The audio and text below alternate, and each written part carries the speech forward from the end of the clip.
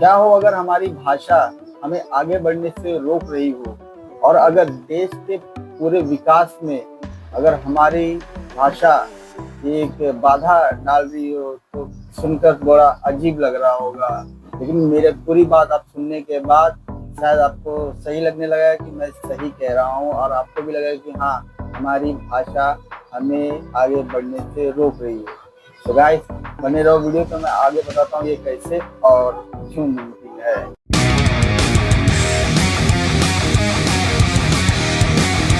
तो गाइस, पहले मैं बता दूं, सबसे पहले ये टॉपिक मैंने अपने कॉलेज नारायण गुरु जो कि चेंबूर में स्थित है, वहाँ पे मैंने अपनी इकोनॉमिक टीचर को बोला था। तो हमारा लेक्चर लगभग 45 मिनट का था। लगभग मैंने आधा घंटा तो ऐसे ही खर्च कर दिया। लेकिन हाँ, टीचर ने आधा घंटा अगर मुझसे डिस्कस किया तो मेरे बात में दम। तो सबसे पहले मैंने वहाँ पे डिस्कशन किया था, लेकिन मेरे पास ज़्यादा प्रूफ नहीं था और मेरे पास जैसे डेटा नहीं था इतना, तो मैं एक्सप्लेन नहीं कर पा रहा हूँ। लेकिन आज मैं आप लोग को बताता हूँ कि हमारी भाषा कैसे रुकावट। तो मैं बता दूँ, इंडिया में लगभग भारत में 780 से लेके 14,000 लैंग्वेजेस यानी भाषाएं बोली जाती हैं पूरे इंडिया, जिसमें से 22 ऑफिशियल लैंग्वेज है, जो कि मतलब गवर्नमेंट ने ऑफिशियल लैंग्वेज किया है। मतलब 14,000 में से 22 लैंग्वेज जो, इसमें से जैसे कि हिंदी, मराठी, गुजराती, बंगाली, नेपाली, पंजाबी, कन्नड़, असमी वगैरह वगैरह, मतलब 22 है। अब बोलने जाऊंगा ज़्यादा आप लोग लग रहा रहेगा कि ये भाषा हमारे रुकावट कैसे कर रही है। तो मैं पहले बता देता हूँ एक बाकी देश का। तो पहले तो हम कंपेयर कर लेते हैं दूसरे देश से अपनी। तो जैसे कि मैं बात करता हूँ जापान की। जापान और हमारे में ज़्यादा कुछ फर्क नहीं है, क्योंकि 1947 में हम आज़ाद हुए थे और 1945 में समझिए वो आज़ाद हुए थे। हुआ क्या था कि नागासाकी और हिरोशिमा में जो बम गिरा था अगस्त 9 तारीख को और 6 तारीख को 1945 को, पूरा जापान तहस नहस हो गया था। इसके 2 साल बाद हमें आज़ादी मिली। लेकिन मुद्दा ये है कि हमें तो विरासत में बहुत कुछ मिली, लेकिन जापान वाले को विरासत में कुछ भी नहीं मिला, बल्कि वो तो एकदम तहस नहस हो गए। और उसका जो न्यूक्लियर का जो इफेक्ट था, वहाँ पे जो भी बच्चे पैदा होते थे लंगड़े लूले कुछ भी होते थे। लेकिन आज उस समय से लेके आज तक इंडिया और जापान की तुलना की जाए तो जापान हमसे काफी आगे टेक्नोलॉजी में, क्योंकि उनके पास कुछ भी नहीं था। हमारे साथ तो विरासत में अंग्रेजों का और हमारे बाप दादा को कुछ तो था, उनके पास तो सब तहस नहस हो जाता है। तो इसमें लैंग्वेज का क्या भार पड़ता है, अब तक तो आप समझ गए रहेंगे। देखो मैं बताता हूँ कैसे। पूरे जापान में लगभग 95% लोग जापानीज बोलते हैं, और इंडिया में जैसे कि मैंने बोला 750 मतलब 780 से लेके 14,000 लैंग्वेजें बोली जाती है। तो ये हो जाता है कम्युनिकेशन एरर। हाँ, मैं बोल रहा हूँ कम्युनिकेशन एरर। अगर हमें कोई भी वार्तालाप किसी से बात करनी होती है तो हम एक लैंग्वेज में अगर हर जगह बोलें तो दूसरा बंदा भी समझेगा। लेकिन यहाँ पे तो स्टेट बाय स्टेट कुछ किलोमीटर के बाद दूसरी लैंग्वेज, मतलब दूसरे स्टेट में दूसरी लैंग्वेज, वो हमारी भाषा समझते ही नहीं है। तो हमारी फीलिंग्स और हमारे जो भी है तालमेल नहीं हो पाता है। ये हमारे प्रगति यानी ऊपर जाने के विकास में रुकावट है। आप जितने भी देश ले लें जो आगे बढ़े हैं, उनके लगभग सारे देश में लगभग एक या बहुत ज़्यादा 2 भाषाएं बोली जाती है। एक तो कॉमन भाषा ज़्यादा बोली जाती है। ये उनका सीक्रेट है बॉन्डिंग का और सक्सेस का, क्योंकि भाषा बहुत मायने रखती है। आप अगर भाषा में कम्युनिकेट करते हैं किसी से तो आपकी बॉन्डिंग नहीं हो रही है, तो सामने वाला या तो समझ नहीं रहा है कि आप उसको समझा नहीं पा रहे। तो ये हमारे प्रगति में यानी हम ऊपर नहीं जा पाते हैं। तो एग्जाम्पल के तौर पर हम 2 लड़के ले लेते हैं, ठीक है। एक जो पढ़ लिख के स्कूल से, कॉलेज से, IIT या कोई भी डिप्लोमा करके बंदा एक है, और एक जो है बचपन से गैरेज में काम करके 10-20 साल तक उसको एक्सपीरियंस है, ठीक है। ये दोनों को अगर स्टेज पे जाके खड़े होके कोई भी प्रेजेंटेशन देना रहेगा कि आप ये कैसे कर लेते हैं, और वहाँ पे लैंग्वेज रख दिया इंग्लिश, तो बड़े कोई समारोह में या कुछ भी हो तो बड़े इवेंट में कर दिया, तो कौन सा बंदा अच्छे से बता पाएगा? जो पढ़ लिख के आया है लेकिन उसको तजुर्बा 0। और वहीं पे जो बंदा 20 साल से या 10 साल से गैरेज में काम किया है उसको ज्यादा एक्सपीरियंस है, लेकिन वो इंग्लिश में एक्सप्लेन नहीं कर पाएगा। बराबर, यानी कि मेरा बोलने का मुद्दा ये है, आपको अगर कोई भी दिल से या कुछ भी एक्सप्लेन करना हो तो आप अपने मदर टंग या एक भाषा जो आपको आती है उसमें ज्यादा एक्सप्लेन अच्छी तरह से कर सकते हैं, ना कि आपको इंग्लिश वर्ड में। ठीक है, तो आपको जो भी एक्सप्लेन करना हो आप अपनी अगर लैंग्वेज में एक्सप्लेन करते हैं तो बहुत अच्छी तरह, बहुत क्लियर और एकदम सटीक आप बता सकते हैं।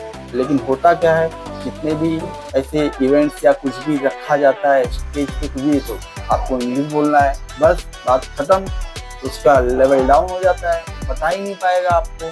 तो ये होता है हमारी भाषा का इफेक्ट। यहीं पे अगर कोई जापान में या चाइना में चले जाएंगे, वहाँ पे कोई भी समारोह या कुछ भी होता है, कोई भी एक लेक्चर या कुछ भी होता है तो उनके जापानीज में ही होता है, ना कि इंग्लिश में होता है। तो ये फर्क पड़ता है बाउंडिंग की। अगर हम एक भाषा यानी हिंदी पूरा वो कर दें कि हाँ सिर्फ हिंदी बोलना है कहीं पे भी स्टेज पे या कुछ भी, तो इससे क्या होगा, जो ऑडियंस रहेंगे जो नहीं आती है वो भी समझ जाएंगे, लेकिन उनका टारगेट क्या है, अंग्रेजी को बढ़ाना, और हम बॉन्डिंग ना कर पाए। जिसको अंग्रेजी आए वही बॉन्डिंग कर जाए, बाकी लोग नीचे रह जाए, इससे होता है विकास में बाधा। तो एक छोटा सा एग्जांपल और देता हूँ, जब आप इमोशनल हो जाते हैं या कुछ भी, मतलब बहुत ज़्यादा आपको मतलब कुछ बताना है या किसी को, तो आप कितने भी एजुकेटेड रहेंगे, आप कितने भी हाई लेवल तक पढ़े रहेंगे, आप अपने मदर टंग में ही बताओगे। कोई भी दुख, कोई भी सुख जो आप इमोशन अंदर से लाएंगे वो कभी आप अदर भाषा में नहीं बता पाएंगे, आपको अपने मदर टंग में ही बोलना पड़ेगा। तो आप उसे अच्छे से स्पष्ट और दिल से आप बता सकते हैं। यही एक वीडियो का मतलब है कि हमारी भाषा बहुत मेन भूमिका निभाती है, लेकिन अगर हम भाषा को ज़्यादा कर देंगे तो हम कहाँ एक्सप्लेन करने जाएंगे। और ये जितने भी भाषाएं हैं अलग अलग, अगर हम एक भाषा को पकड़ के चले तो कितना अच्छा होगा। क्योंकि हिंदी लगभग 2011 के सेंसेशन में लगभग 50% तो लोग हिंदी बोल सकते हैं। ये तो कमी है थोड़ा बहुत, लेकिन अगर इसे बढ़ा के 80-90 तक लेके चले गए तो देश उन्नति कर सकता है, क्योंकि हमारी बॉन्डिंग अच्छी हो जाएगी, क्योंकि हम एक दूसरे से बोल सकते हैं, समझ सकते हैं, अपना बात शेयर कर सकते हैं, और वहाँ से हम अपना गेन भी कर सकते हैं जो भी लैंग्वेज, मतलब जो भी इंफॉर्मेशन है। लेकिन जब हमें भाषा अलग कर दी जाएगी, इंग्लिश में हो जाएगा या किसी और लैंग्वेज में हो जाएगा, तो हम इसे समझ नहीं पाएंगे और एक्सप्लेन भी नहीं कर पाएंगे। ये हो जाएगा हमारा कम्युनिकेशन एरर। तो गाइस, मेरे बोलने का यही मतलब है कि आप अगर कोई भी इवेंट्स हो रहे हैं या कुछ भी मतलब बड़े समारोह रख रहे हैं, तो आप प्लीज उसे हिंदी या वहाँ की ऑफिशियल भाषा में करेंगे तो काफ़ी बेहतर होगा, ताकि आप बता भी अच्छे से सकेंगे और लोग आपकी बात समझ भी अच्छे से सकेंगे, जिससे वो आपकी बॉन्डिंग अच्छी होगी। तो आप शोबाजी ना करें, या इंग्लिश में शोबाजी करते हैं उसे छोड़ दें। इंग्लिश आना बहुत ज़रूरी है, मैं ये नहीं कहता हूँ, क्योंकि देश से देश मिलने के लिए लगभग इंग्लिश आना जरूरी है, लेकिन इंग्लिश आना जरूरी है, ये नहीं कि आप इंग्लिश ही बन जाएं। तो गाइस, प्लीज़ अपने भाषा पे फोकस करें, और ज़्यादा से ज़्यादा अगर बॉन्डिंग आप बना सकते हैं तो बहुत अच्छी बात है, क्योंकि बॉन्डिंग जब तक बनेगी नहीं, देश उन्नति करेगा नहीं। यही हमारे देश इसलिए ज़्यादा उन्नति नहीं कर पा रहा है।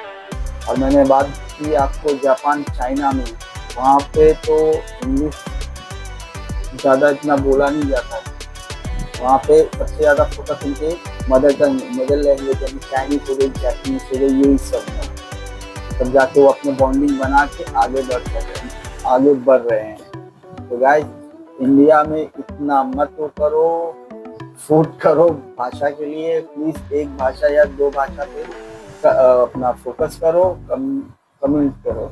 सो गाइस, इतना मैं खासकर एक्सप्लेन तो नहीं कर सका, लेकिन मेरे दिल की जो बात थी मैंने बता दी। लोगों को अगर समझ में आए तो अच्छी बात है, और ठीक है, देखेंगे। अच्छी लगी तो लाइक और शेयर करो। हर जानकारी क्या मैं बोल ही सकता हूँ, इतना अच्छे से एक्सप्लेन नहीं हो पाया है, लेकिन देखेंगे, ट्राई करेंगे और डेटा और इन्फॉर्मेशन लेता हूँ। तो गाइस प्लीज़ बने रहें हमारे चैनल पर, क्योंकि हमारे चैनल पे वही बात होगी जो लगभग 3% को पता है, और 97 जो आम जनता है उनको तो सबको पता है, लेकिन हमें 3% जो पता है वो जानना बहुत जरूरी है। तो गाइस गुड लक।